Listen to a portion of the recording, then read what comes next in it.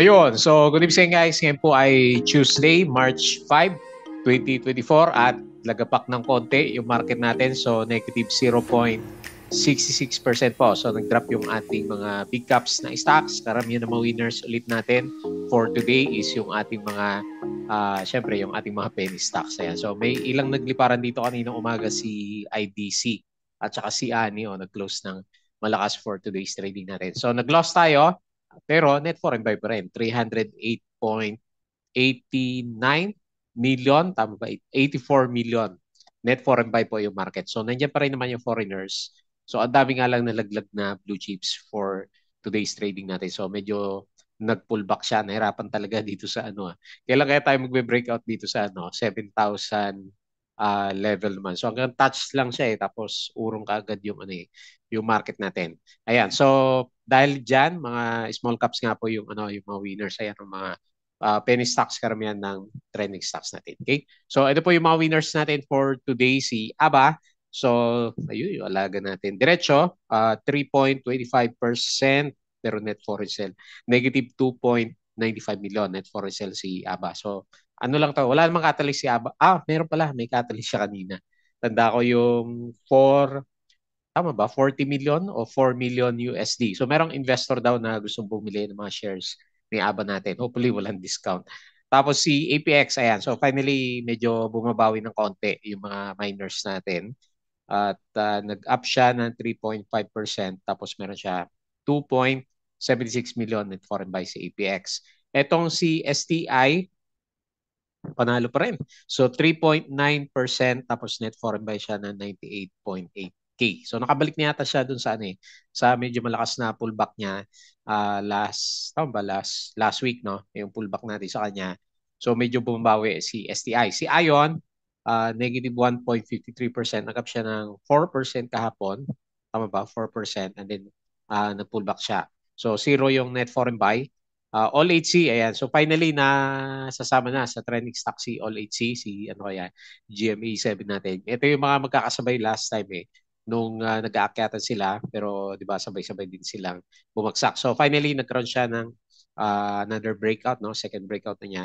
2.35%, meron siyang negative 600K net foreign sell. And then si FCG, marami nakabantay kay FCG. Kahapon medyo pumesto siya, no? So ngayon another green 1.45% and 38,000 net foreign buy.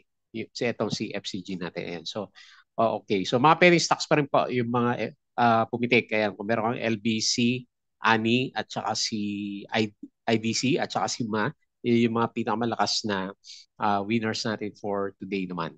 Ayan, so disclaimer guys sa mga bago sa atin, as usual, please check po yung ating disclaimer. So yung ating video is for education purposes. Huwag mo pong gagamitin to as a reason para mag-buy, mag-sell, or hold on stocks. Meron po kasing risk na involved sa market. Due diligence na lang po kung ano yung stocks yung gusto mong bilhin naman, lalo na ngayon. Medyo mahirap ngayon kasi penny stocks yung mga gumagalaw. So malakas sumipa pag na-timingan mo, pag ikaw naman na-timingan, so malakas din yung pullback niya. Okay? So follow mo ako dito sa ating Palawi Trader na YouTube channel. Subscribe ka lang po para updated ka sa mga reviews. And then join or kung gusto mo is join ka dito sa pinaka trading group naman natin. Okay? So kung gusto mo ng guide sa trading sa Philippine markets. So yung mga nakasubaybay, nakasubscribe, maraming salamat po sa mga nanonood dito sa trending stocks review natin. Company reviews, mga sample trades, basic indicators, fundamentals, risk management, and yung ating PSE stock market studies. And then follow mo lang po ako dito sa crypto ko to. So wala pa naman tayo masyadong play to earn games na sinusubaybayan. Follow mo na lang po yan. Crypto, mataas pa rin si crypto di ba? So kagabi, di ba, medyo nag siya another all-time high yung galawan niya. So dito sa Facebook account, follow po ako dito sa ating Palabi Trader na social media or dito sa Facebook page para updated ka sa mga posts. Bodega Peak sa articles natin sa local market, US at saka dito sa cryptos, money earners, yung mga side hustles natin. So, i-mix natin yan kay Bodega Peak later on. Tapos, yung ating mga news for today. So, meron na tayong summary na nakita kanina. So, puntahan lang natin siya. Ayan. So, ito na. Nag-drop na tayo 0. negative 0.66% tayo. Pero net foreign buy pa rin, no? Hindi pa rin tumitigil yung pagbili po ng foreigners. 308.84 million siya. So, tinamaan ngayon is property. Okay, nag-drop siya 1%. Finance. Sino kaya sa mga finance stocks? Negative 1.56. Tapos industrial, negative 1.48%. So, panalo si holding firms. Ibig sabihin yung mga malalaki na stocks natin. Okay? So, ito yung mga news natin for today. Dito muna tayo. Ito yung mga binenta o binili ng mga foreigners natin, BPI, Metrobank, SLF, Manila Water, medyo gumagalaw. SPNC, EMI, CHP, DMC, JP Cap, Meg, Robinson, tsaka si Globe. So mga binenta is BDO, East West, Metrobank, Security Bank, ASN, APF, Gen, dami yan. CNPF, DLM, ABA, AC, Ali, OLHC, Eritz, Tel, Converge, Now, Cebu, at saka si Macro Asia naman. Ayan. Petron Corporation, so nagkap siya ng 51%. Kumita siya ng 10 billion, no? Pero ang cash dividend niya 0.1 lang. So nakita ko to, parang lit naman ng binigay ni Petron Corporation. Aboitiz Power, meron din siya dividends 2.3 pesos per common share. ASEN subsidiary Zen signs a cooperation agreement to advance the power purchase agreement for its New England solar project naman. Ayan. So England na yung project niya, Australia, yung mga nababasa natin. AP, okay. So may dividends. Picor, nag-up siya, 1.55. Pero ang pumitik yata na malakas si Shell, di ba? Na ako napansin nyo kanina.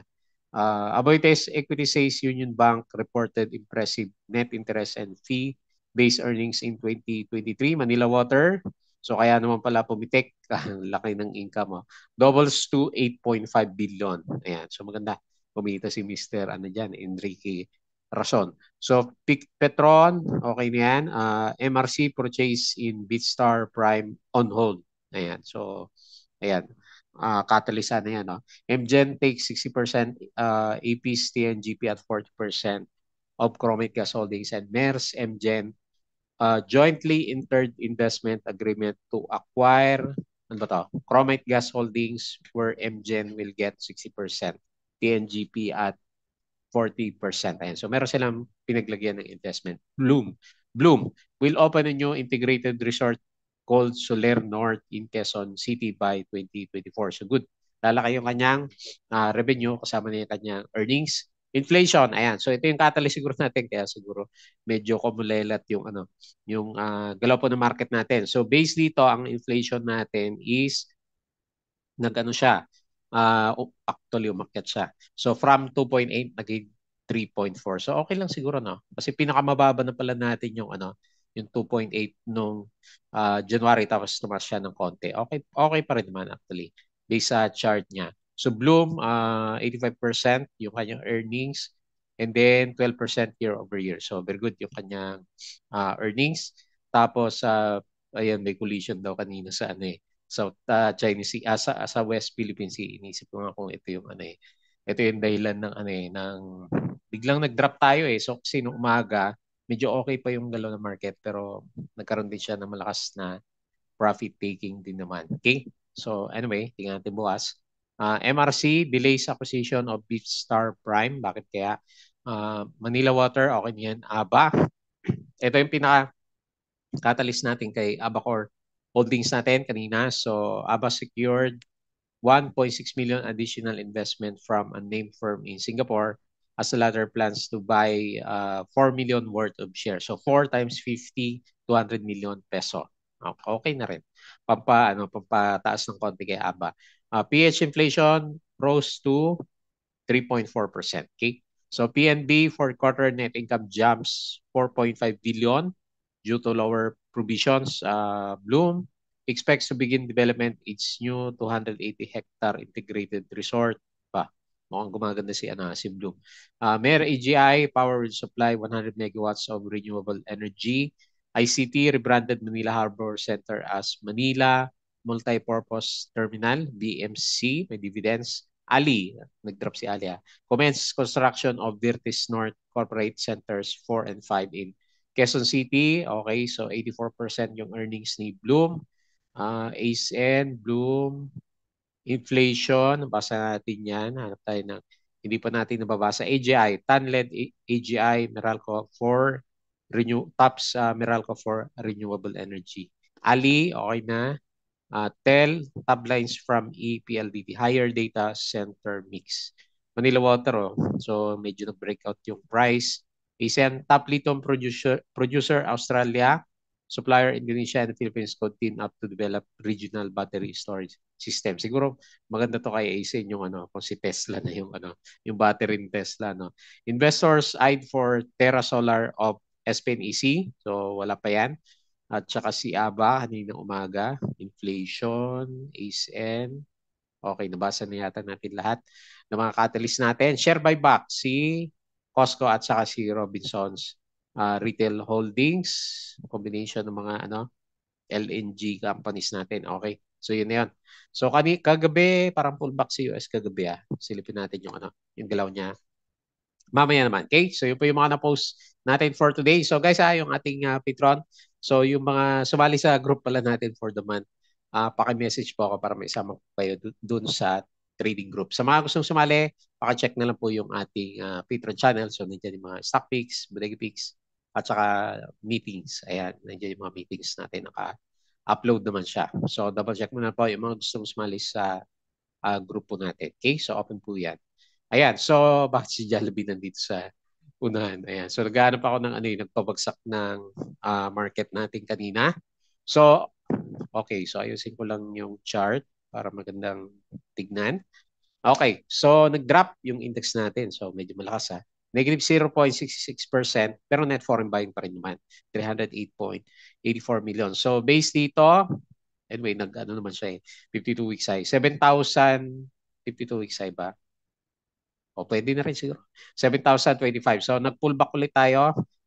Hindi ko alam kung yung West Philippine Sea, yung catalyst or inflation kasi tumaas yung ano inflation natin. So medyo matamlay yung galaw ng market natin. Pero nandiyan naman sila So anyway, in-expect pa rin natin. Malakas pa rin yung expectation na mabibreak natin yung matigas na 7,000 level ng ating market. So tingnan mo yung ano dito, yung chart natin. Karamihan ng mga values natin. Karamihan ng mga losers is mga big caps. So ayan, Jollibee minus 4.49%, Converge minus 3%, ASN minus 1.93, BPI minus 3, lalaki ng drop.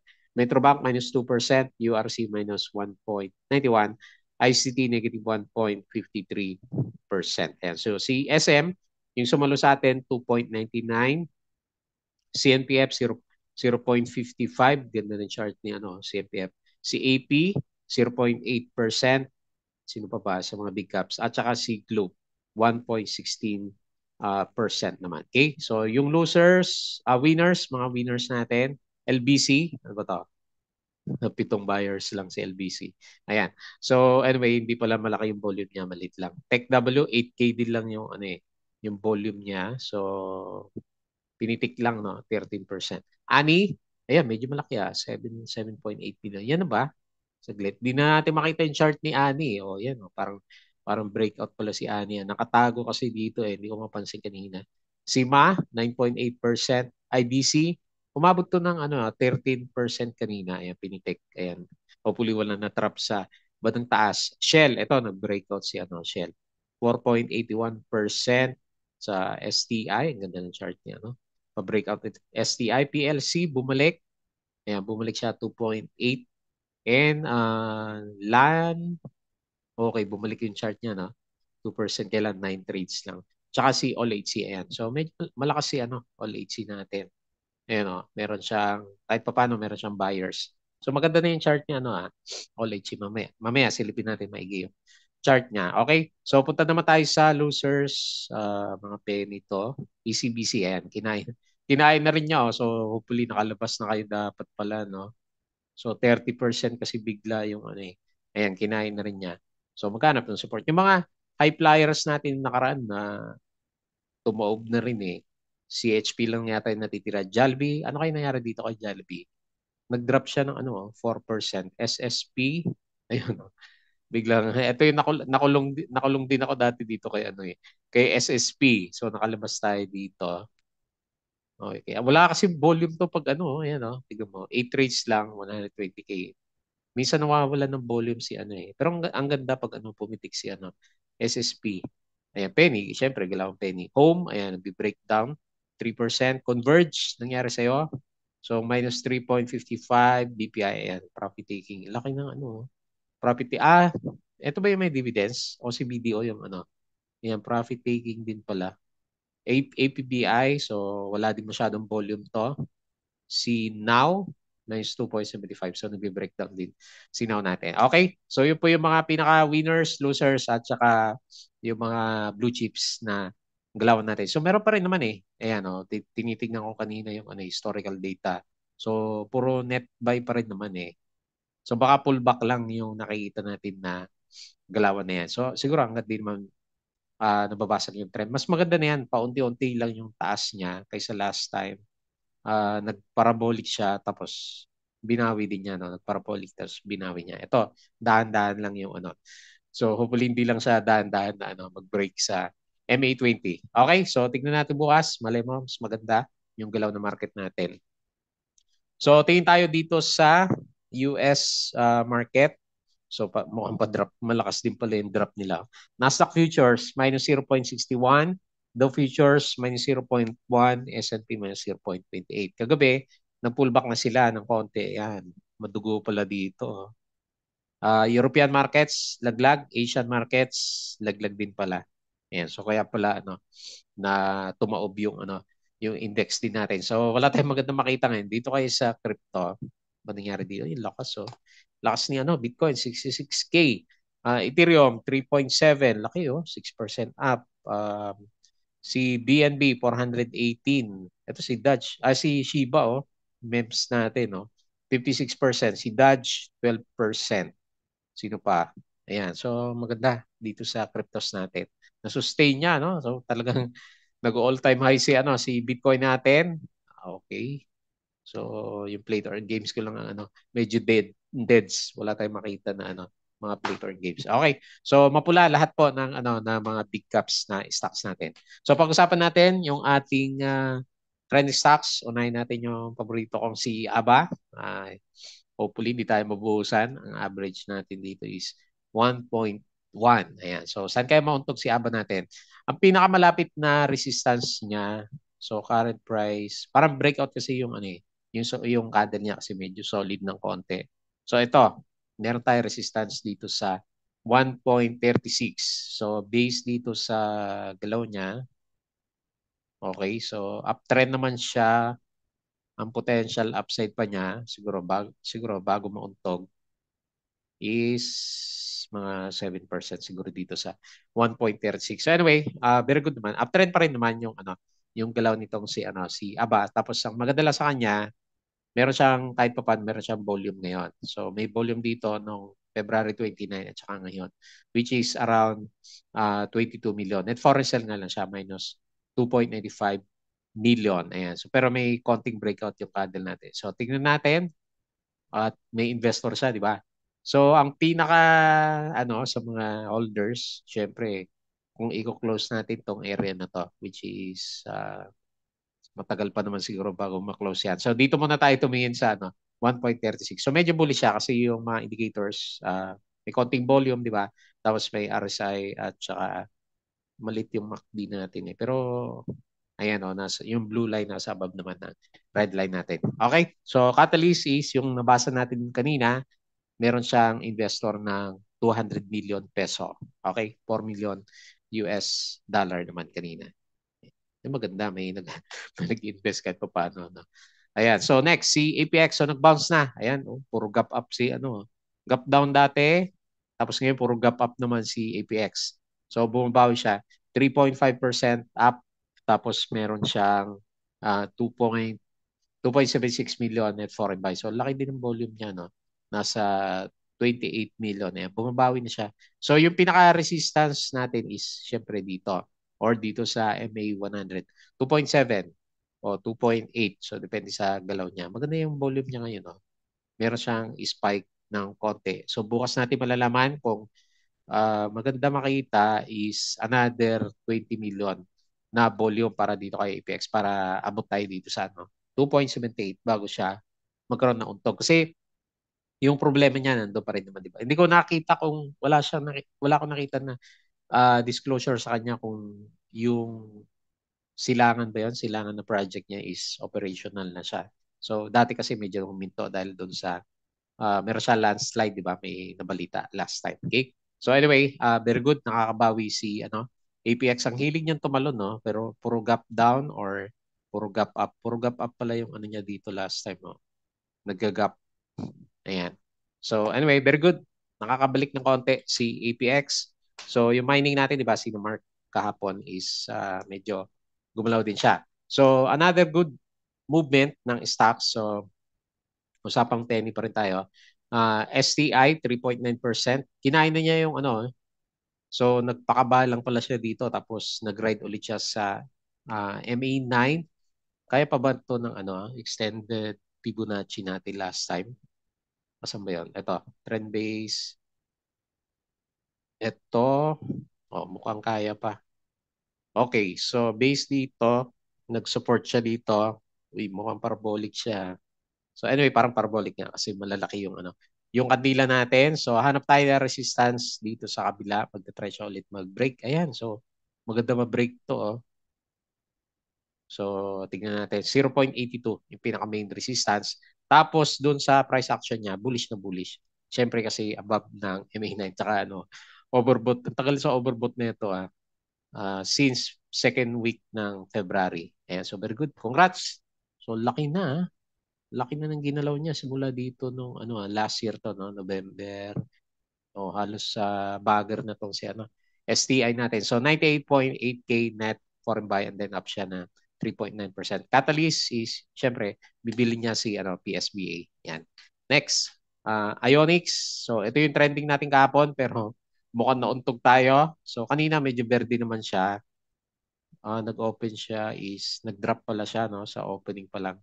Pero umakyat siya ng konti tapos nag-pullback na. Ayan, nauntog si Ionix natin. So, drawing ulit natin yung mukhang ito yung sinundan niya. Ayan, so ito siguro pinaka-trend channel. Ano ba next yan? Untog, hanap ng support. Hopefully, hindi umabot dito. Pero worst case scenario, abot tayo dito and then bounce ulit siya. So, mayroon siyang malakas na resistance dito. Ayan, so hindi niya ma-break tong area na to para mag 52 week sign na rin si Ionix naman natin. Okay? So anyway, very good naman kasi uptrend pa rin naman yung galaw. Yun nga lang, bukas baka maghanap pa siya ng support. Okay? So uptrend yung RSI, uptrend din yung MACD, negative 1.53% yung galaw natin for today. Next. So ito, medyo matagal na nawala sa trending stocks natin, All HC, at unti-unti umakyat na siya. Ang ganda rin ang swing niya, no? Ayun, nag-up na pala siya ng 18% simula dito sa area natin to. Grabe yung drop nito last time, oh. So, lalim ng galaw niya. Pero pabalik na siya, oh. Tsaga-tsaga lang talaga, no? Dito sa mga stocks natin. Ayan. So, nag-up siya kanina dito. Nag-try siya mag-breakout. Nauntog ng konti. At medyo nag-retrace yung price action natin. So, tingnan natin bukas. Hopefully, good naman yung niya, malakas yung volume niya. 8.09 million. So 8 million pala tong ganito kalaki na kanila. 600K net foreign sell. Medyo nag-pull back pero bullish pa rin yung itsura ng price action. Tapos mapapansin mo naman yung RSI natin is overbought, yung MACD hindi pa okay. So nagba-bounce pa lang yung itsura ng MACD formation natin. Catalyst, 3 cold storage facilities. Yun pa rin naman, di ba, nung last na review natin kay All HC. And then lastly, FCG. So, yun, unti-unti nakabalik na si FCG. 1.45% up siya.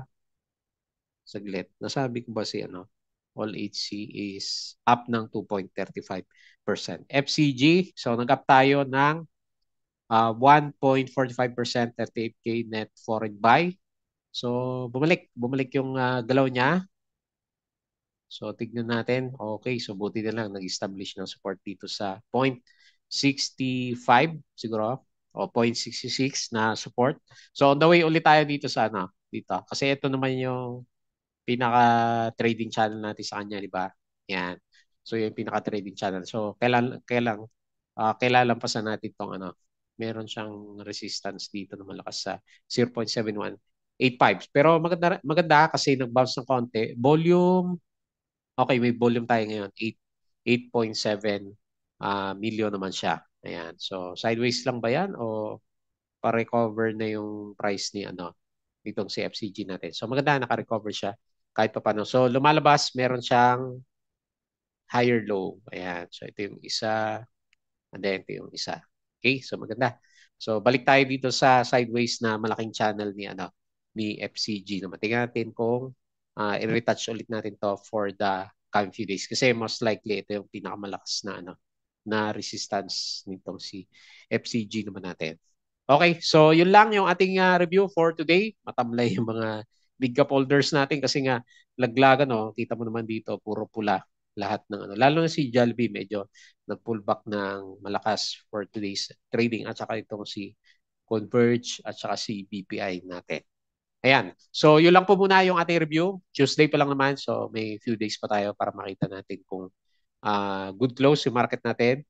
Hopefully, hindi mabasag yung trend natin for the coming few days naman. So as usual, baka kita mag-close, please don't forget to subscribe dito sa ating channel. Join ka sa group guys kung gusto mo ng guide. Crypto ko to, Facebook account, Facebook page, Bodega Pig, Money Earners, Twitter, and Patreon po natin sa mga gusto ng guide sa trading sa Philippine market. Sali ka lang po dito. So yun lang, maraming salamat. Kita po ulit tayo bukas.